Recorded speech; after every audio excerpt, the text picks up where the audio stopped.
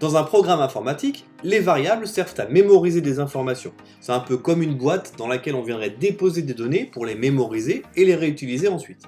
Ici, j'ai créé une variable que j'ai nommée nombre 1, à laquelle j'ai donné la valeur 2.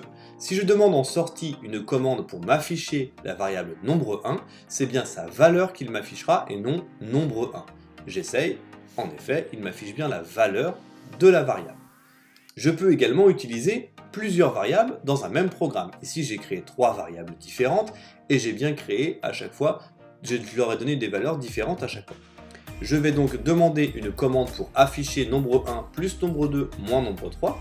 C'est bien le résultat de cette opération qu'il m'affichera et non pas nombre 1 plus nombre 2 moins nombre 3. On essaye, 5 plus 3, 8 moins 4. 4, en effet, il m'affiche bien 4.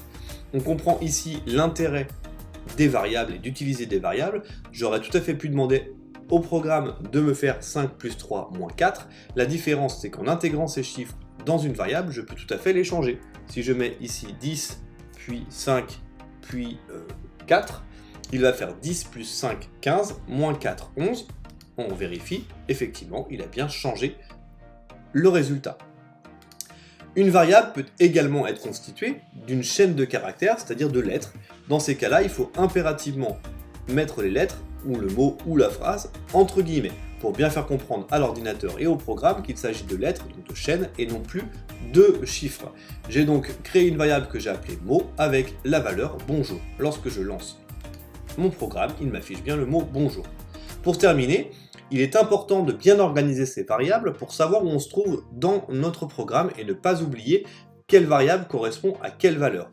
Pour ce faire, on peut leur donner des noms différents. Si l'on souhaite donner un nom avec plusieurs mots, il est impératif de les relier. Alors par exemple avec un underscore, c'est-à-dire un tiret du bas, pour ne pas laisser d'espace entre les mots, sinon ça ne fonctionne pas. J'ai donc écrit conseil tiret du bas important, et la valeur, c'est bien organiser ces variables. Lorsque je lance print conseil important, effectivement, ma phrase s'affiche correctement.